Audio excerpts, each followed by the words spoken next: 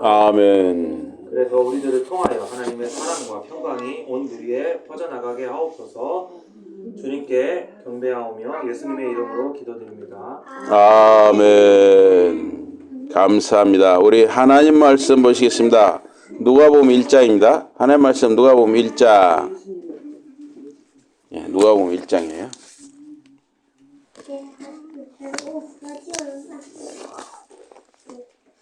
누가복음 1장 26절부터입니다.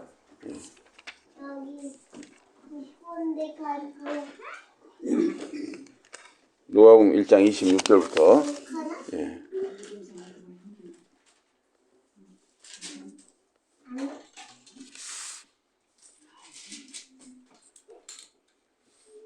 네. 1장 26절부터. 여섯째 달에 천사 가브리엘이 하나님의 보내심을 받아 갈릴리 나사렛이란 동네에 가서 다윗의 자손 요셉이라 하는 사람과 약혼한 처녀에게 이르니 그 처녀 이름 마리아라. 그에게 들어가 이르되 은혜를 받은 자여 평안할지어다. 주께서 너와 함께 하시도다 하니. 자, 우리 하주원 29절 30절 읽어보세요. 시작.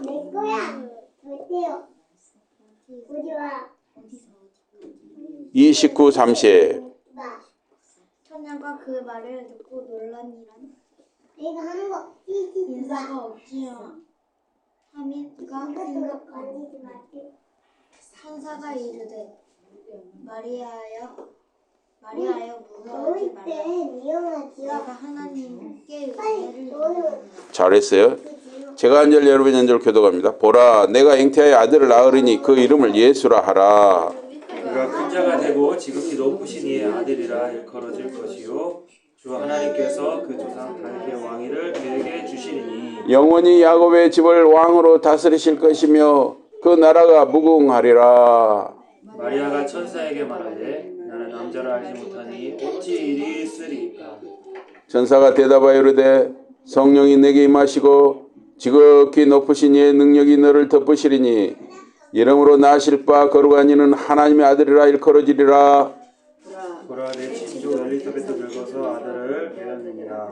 원래 임신하지 못한다고 알려진 이가 이미 6달이 되었나니. 우리 하주원 37절 읽어보세요. 대저 하나님의 모든 말씀은 은하지 못하심이 없느니라. 아멘. 다 같이 38절 시작. 마리아가 이르되 주의 여종이오니 말씀대로 내게 이루어지이다 하며 천사가 떠나가니라. 아멘. 오늘 말씀 제목 예수님의 동정녀 출생입니다. 동정녀 출생. 이 동정녀란 말은 처녀란 뜻이에요. 처녀.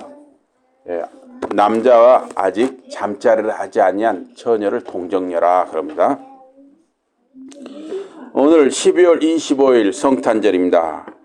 어제 주일은 세례 요한의 출생에 대해서 생각을 했습니다. 오늘 성탄절은 우리 주님 예수의 성탄에 대해 함께 상고하고자 합니다. 제사장 사가랴가 성소에서 분향할 때 온 이스라엘 백성이 밖에서 기도했다 그랬습니다. 하나님은 성소에서 분향하는 사가랴에게 천사 가브리엘을 보내셨습니다.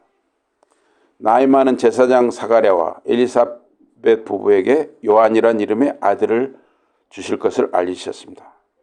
요한은 여호와는 자비롭다, 은혜 베푼다 라는 의미입니다.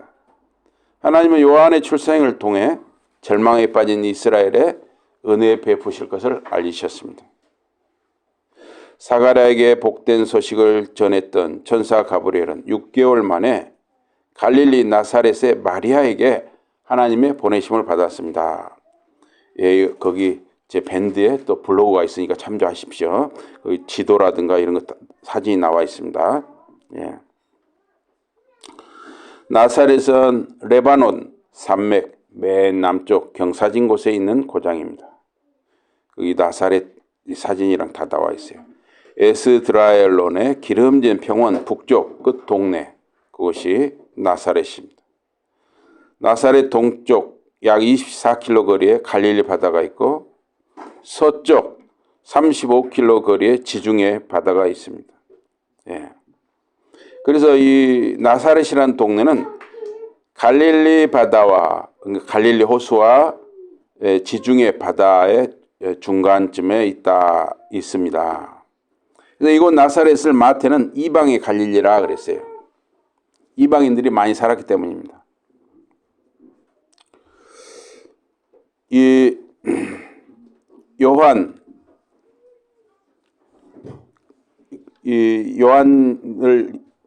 그 엘리사벳이 이제 천사가 알려준 대로 그 요한 그 세례 요한 부모 사이에 이제 요한이 이제 임신한 지 엘리사벳이 요한을 임신한 지 6개월째 될 때 나사렛 마리아에게 하나님이 주의 천사를 보내셨습니다.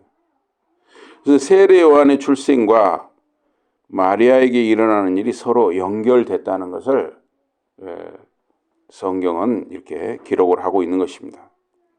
하나님은 이스라엘 백성의 기도를 받으시고 응답하사 그 백성에게 은혜 베풀고자 마리아에게 가브리엘 천사를 보내셨습니다.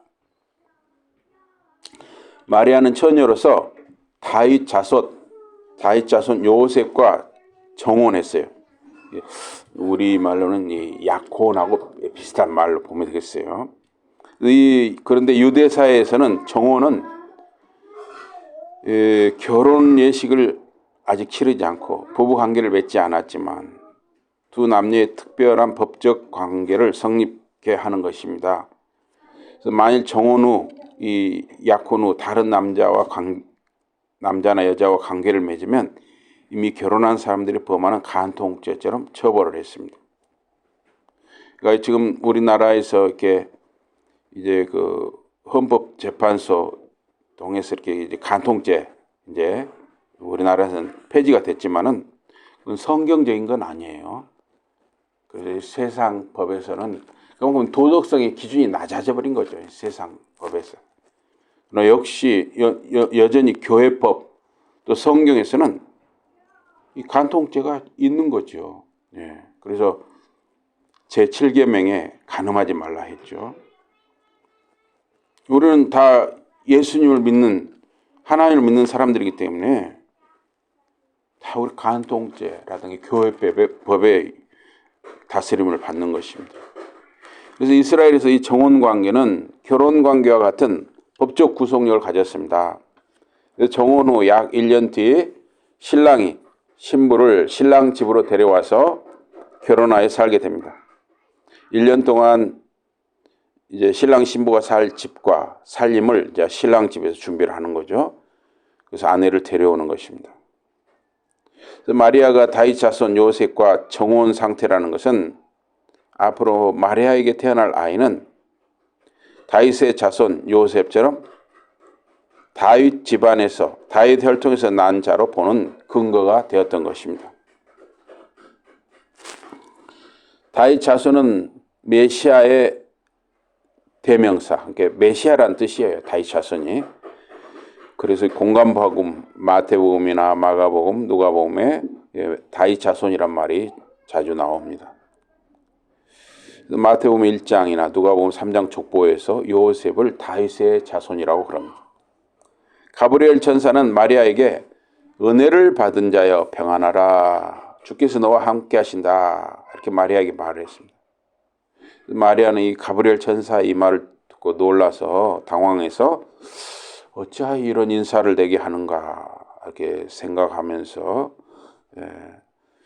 나를 가리켜 은혜를 입은 자라고 한 말이 무슨 뜻인가? 주께서 나와 함께 하신다는 말이 무슨 뜻인가? 마리아는 가브리엘 천사가 말한 그 인사가 무슨 뜻인지 무엇인지 아주 궁금하고 두려웠습니다. 가브리엘은 마리아에게 마리아여 두려워 말라. 너는 하나님 은혜를 입은 여인이라. 내가 잉태하여 아들을 낳으리니 그 이름을 예수라 하라. 예수는 그가 그의 백성을 그들의 죄에서 구원하실 것이다 라는 뜻입니다. 이어서 천사는 저가 큰 자가 되고 지극히 높으신 이의 아들이 되리라. 주 하나님이 그의 조상 다윗의 보좌를 그에게 주리라. 그는 야곱 집을 영원히 다스리리라. 그의 나라는 결코 끝나지 않으리라 하는 약속을 전해 주었습니다. 하나님의 약속이죠. 이 지극히 높으신 이의 아들이라는 뜻은 뭐냐 하면은 첫째, 하나님의 아들, 하나님의 신적 아들, 하나님의 아들이라는 뜻이고, 둘째, 메시아가 시간 속에서 나셨다 하는 뜻입니다. 이 시간 속에 메시아가 나셨다 하는 뜻은 하나님은 시간에 제약을 안 받아요. 우리 인간은 시간의 제약을 받잖아요. 우리는 지금 2023년이라는 시간에 살고 있어요. 시간에. 근데 하나님은 2023년이라는 시간에 제약이 없는 것이죠. 알파요 오메가. 그러니까 이 시간을 초월해 계신 분이 하나님이시죠. 또 공간을 초월해 계신 분이 하나님이셔요. 우리는 어때요? 지금 2023년 12월 25일 지금 11시 11분 정도인데, 우리는 이 시간에 이 진천이라는 도시 안에 이 특정한 장소에 이 공간을 벗어날 수 없는 것이죠. 시간과 공간의 제약을 받는 것이 인간이죠. 그러나 하나님은 시간과 공간을 제약이 없으신 거예요. 그런데 시간 속에 메시아가 나셨다는 것은 그 하나님, 그 초월하신 하나님, 시간과 공간을 초월하여 계신 하나님이 특정한 시간과 공간 속으로 사람의 몸을 입고 메시아로 들어오셨다는 것입니다. 여러분, 인간은 어떤 존재라고 했습니까? 예레미야 17장 9절에 만물보다 거짓되고 부패한 존재가 인간이라고 그랬어요. 그런 천한 사람의 모습으로 오신 것은 그 낮은 존재의 수준으로 자신을 낮추신 것입니다. 여러분, 이 소설 중에 카프카의 변신이라는 소설이 있습니다. 회사를 다니며 부모와 여동생을 부양하던 그 사람이 어느 날 자기 방에서 잠자다가 아침에 깨보니까 벌레로 변해 있는 거예요. 벌레. 자기가 벌레가 된 거예요. 그는 결국 가족에게도 버림받고 죽게 되는 것이죠. 요즘 노인 학대라는 말이 자주 나옵니다. 아무런 쓸모가 없는 잉여 인간으로 여겨지면은 사람들은 학대하는 경우가 많습니다.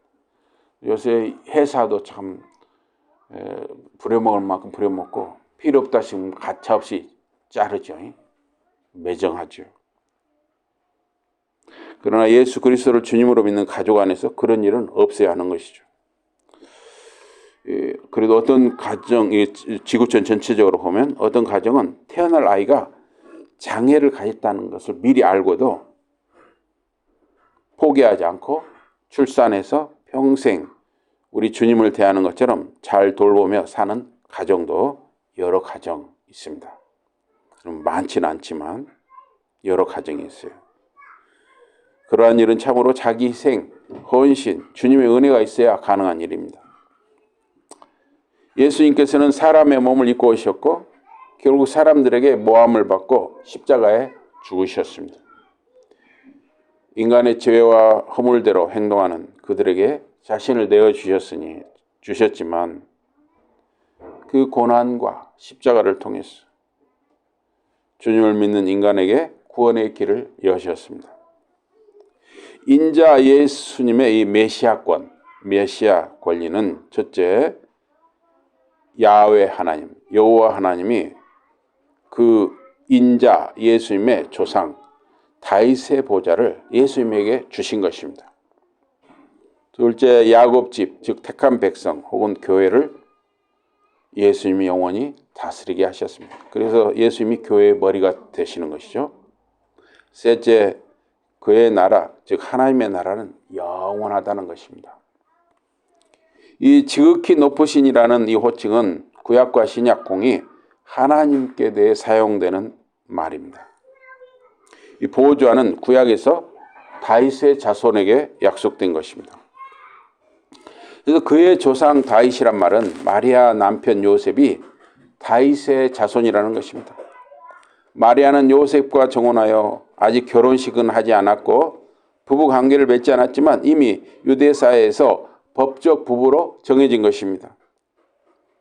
그러니 마리아가 처녀의 몸으로 성령의 능력으로 아기 예수가 태어나도 그의 조상, 아기 예수의 조상은 다윗이 되는 것입니다. 마리아와 그 남편 요셉이 이렇게 다른 사람들처럼 그런 잠자리를 하지 않은 상태에서 마리아가 처녀의 몸으로 아기 예수가 태어났지만 그 조상은 다윗의 조상이 되는 것이죠. 다윗이 되는 거죠. 조상이 다윗. 마리아는 천사에게 제가 처녀인데 가브리엘 천사에게 어떻게 이런 일이 있겠습니까? 물었습니다. 이 질문은 사가랴의 그 믿지 못하는 질문과는 달랐습니다. 45절에 보면 엘리사벳이 성령에 감동하여 마리아에게 말했습니다. 주께서 그녀에게 말한 것이 이루어질 것을 믿은 그녀가 복이 있도다. 마리아는 믿었던 것이죠. 천사 가브리엘의 말을 믿었어요. 그래서 이 질문은 불신의 질문은 아니었어요.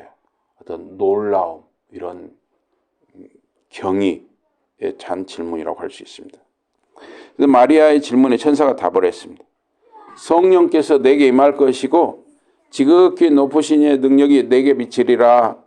그리하여 거룩하신 이가 나시리니 하나님 아들이라 불리우리라.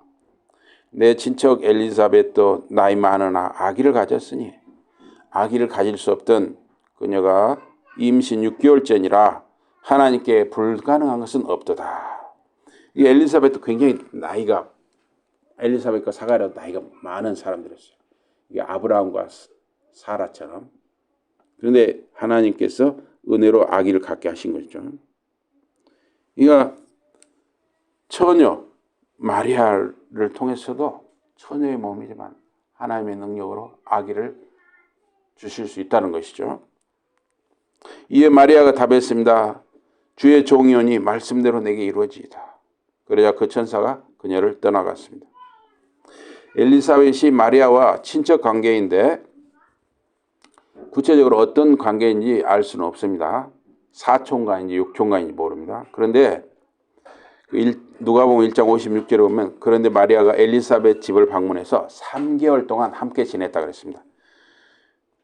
그러니까 이 3개월 동안 함께 거기서 숙식을 같이 했다는 이야기는 굉장히 가까운 사이라는 이야기죠. 상당히 가깝고 친밀한 친척이에요. 그래서 제가 생각할 때는 마리아 어머니와 엘리사벳이 자매 사이고 엘리사벳이 마리아의 이모였을 가능성이 있죠. 맞죠? 그런데 이모가 제일 가깝지 않습니까? 이모가 제일 가까워요. 그래서 저는 그렇게 보고 있습니다. 예. 천사는 마리아에게서 거룩하신 이가 나실 것을 말했습니다. 아기 예수님은 보통 인간의 부부관계로 나시는 분이 아니라 처녀 마리아에게 성령이 임하사 지극히 높으신 하나님 능력으로 아기를 갖고 출산하게 되는 것입니다. 아기 예수님이 처녀의 몸을 통해서 와야 하셨던 이유는 인간의 죄가 오염되지 않은 상태로 아기 예수님이 오셔야만 죄 아래 있는 모든 인간의 죄를 대속하여 십자가의 대속의 구원자가 될 수 있기 때문입니다. 죄 없으신 하나님의 아들 예수님만 십자가 대속 죽음을 통해 우리를 죄에서 자유케 하고 영원한 생명을 주시는 것입니다. 마리아가 주의 종이오니 말씀대로 이루어지이다 라고 답한 것은 앞으로 닥칠 위험을 마리아가 각오하고 희생을 감수할 것을 맹세하는 말이었습니다. 마리아가 결혼하지 않은 상태로 처녀 몸으로 아기를 가진 것이 사람들에게 알려지면 잘못하면 돌에 맞아 죽는 것이에요. 실제 요셉은 마리아가 자기와 결혼 전 아기를 가진 것을 알자 굉장히 당황했습니다. 그러나 요셉은 굉장히 의로운 사람, 마음 씀씀이가 깊고 넓은 사람이었습니다. 참 귀한 사람이에요. 요셉이라는 사람은. 그래서 요셉은 아무에게도 말을 하지 않은 거예요. 아무에게도 말하지 않고 혼자 생각을 했어요. 혼자. 어찌하면 마리아가 다치지 않고 무사할 수 있을까? 그것만을 고민을 했어요. 참 요셉은 참 좋은 사람이었어요. 가만히 조용히 정혼 관계를 정리하려고 생각을 했습니다. 그때 주의 천사가 요셉에게 나타나 말했습니다. 다윗의 자손 요셉아 내 아내 마리아 데려오기를 무서워 말라. 저에게 잉태된 자는 성령으로 된 것이라. 그 후에 로마 황제 아우구스트 명령으로 요셉과 마리아는 호적을 등록하라. 우리식으로 뭐 주민등록을 한다고 할까요? 호적 등록하러 유대 베들레헴으로 가게 되었습니다. 요셉은 다윗의 집 자손이기 때문이었습니다. 그래서 만삭이 된 마리아는 여관에 있을 곳이 없어서 아기를 낳아 강보에 싸서 구유에 띄었습니다. 당시 약 2000년 당시 여관은 두 종류가 있었습니다. 대상이나 상인들처럼 돈 많고 사회적 신분이 있는 사람들이 자는 고급 여관이 있었습니다. 또 다른 숙소는 보통 서민들, 가난한 사람들이 머무는 곳인데 그것은 아주 허름한, 한쪽은 짐승들이 먹고 자고 그 절반 정도를 쪼개서 다른 쪽에, 그러니까 거의 짐승 우리관 같은데 사람들이 잤던 것이에요. 그런데 지금 베들레헴에 호적하러 온 사람들, 그 주민등록하러 온 사람들이 바글바글 했던 거예요. 그래서 그나마 그 짐승 우리관 같은 그 절반 그 공간에도 잘 곳이 없으니까 마리아와 요셉 부부는 할 수 없이 짐승들이 있는 그곳으로 들어간 거예요. 그래서 짐승들과 함께 자고 짐승 밥그릇 구유에 아기를 낳아 강보에 싸서 뉘었던 것입니다. 하나님 아들이 가장 낮고 겸손한 모습으로 이 땅에 오셨습니다. 천사는 베들레헴 동네 들판에서 자는 목자들에게 아기 예수 탄생을 알렸습니다. 가장 사회적으로 낮은 신분인 짐승을 기르는 목자들이 구유에 누인 아기를 가장 먼저 찾아 경배하도록 하나님께서 역사하신 것입니다. 참으로 우리 주님 예수님은 정말 낮은 자리로 찾아오신 것이죠. 남자 아기는 생후 8일째 할례를 받습니다. 아기 예수님도 할례를 받고 천사 말대로 예수라 이름 지었습니다. 모세법에 따라서 레위기 12장 모세법에 따라서 남자 아기를 출산하면 산모는 출산 40일째 정결 예식을 행합니다. 여자 아기를 출산하면 산모는 출산 80일째 정결 예식을 행합니다. 그래서 아기를 낳으면 산모는 요새도 뭡니까? 산후조리원이라는 게 있잖아요. 산후조리가 굉장히 중요하잖아요. 꼬박꼬박 미역국도 잘 먹고 영양 섭취도 잘하고 해서 잘 회복해야 아기 젖도 잘 나오니까 꼭 산후조리가 필요하죠. 그런데 남자아이가 출산하면 그 40일 동안 산후조리를 한 거예요. 근데 여자아기가 태어나면 80일 동안 산후조리를 했어요. 왜 남자아기와 여자아기가 이렇게 차이가 있는지는 확실한 설명은 없어요. 그래서 이제 40일째 남자아기가 태어난 지 이제 40일째는 정결 예식에 드리는 예물을 준비합니다. 번제물로는 어린 양 한 마리, 속죄제는 비둘기 한 마리입니다. 그런데 가난한 집은 번제물로 비둘기 한 마리, 속죄물로 비둘기 한 마리 이렇게 준비를 했어요. 요셉과 마리아 부부도 요셉은 이 목수이면서 목수 석수를 아마 겸했던 것 같습니다. 돌도 쪼고 나무도 다루고 이랬던 것 같아요. 그런데 별로 수입이 별로 없었어요. 요셉과 마리아 부부도 산모 마리아의 정결 예식을 위해서 예루살렘 성전에 올라갔습니다. 가난해서 번제용 비둘기 한 마리, 속죄용 비둘기 한 마리를 드렸습니다. 그래서 성전 안에서 아기 예수를 본 시몬과 안나는 그 아기가 메시아로 오신 분임을 성령님께서 알게 하셨습니다. 그래서 예루살렘 시몬은 의인이요 경건한 사람이고 이스라엘 위로를 오랫동안 기다리는 자요 성령이 그 위에 계셨습니다. 그래서 이 이스라엘 위로라는 말은 메시아가 와서 이스라엘 백성에게 주는 위로와 소망과 구원을 말합니다. 시몬이 아기 예수를 안고 하나님을 찬양했습니다. 시몬은 내 눈이 주의 구원을 보았나이다. 이 구원은 만민 앞에 예배한 것이고 이방 사람에게 계시하는 빛이요 주의 백성 이스라엘의 영광이니이다. 이렇게 시몬이 하나님께 찬양을 했습니다. 또 아셀 지파 바누엘 딸 안나는 7년 결혼 생활 후에 과부된 지 84년 동안 성전을 떠나지 않냐고 밤낮 금식하고 기도하며 지냈습니다. 그러니까 아마 그 당시 안나는 100살이 넘었을 거예요. 그런데 계속 성전에서 밤낮 금식하고 기도하는 생활만 했어요. 그래서 안나에게 성령님께서 그 아기 예수가 메시아라는 것을 알려주신 거죠. 성령님께서. 그래서 안나가 하나님께 감사하고 예루살렘 구속을 기다리는 모든 사람에게 그 아기가 메시아라는 것을 말했던 것이죠. 정결 예식을 마치고 갈릴리 고향 마을로 이제 마리아와 요셉과 아기 예수가 돌아오게 되었습니다. 나사렛으로. 그래서 아기가 자라고 심령이 강해지고 지혜가 가득하고 하나님 은혜가 그 위에 있었다 그랬습니다. 메시아 아기 예수님이 이 땅에 오시는데 성령님이 항상 역사하셨어요. 성령님이. 가브리엘 천사가 나타날 때도 성령님이. 하여튼 또 시몬이라든가 안나, 아까 그 아기 예수가 메시아라는 것을 알아보는데도 성령님이 역사하시고 모든 과정에 성령님이 역사하신 것을 보게 됩니다.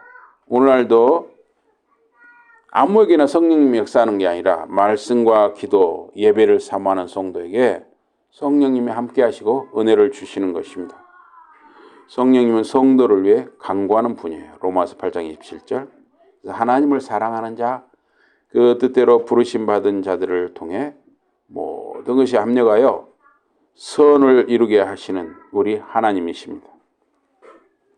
오직 길이요 진리요 생명으로 오신 우리 주님 예수님과 함께 성령의 인도함 가운데 영원히 살아가는 저와 여러분과 자녀들 자손들 되기를 주님의 이름으로 축복합니다. 아멘. 우리 기도하시겠습니다. 하나님 아버지 고맙습니다.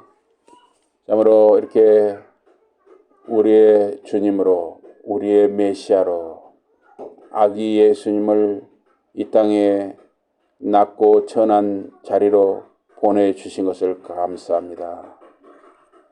우리에게 은혜를 주셔서 예수 그리스도를 우리의 주님으로 믿고 고백하며 예수 그리스도 안에서 우리가 살아가는 귀한 은혜를 주신 것을 감사합니다.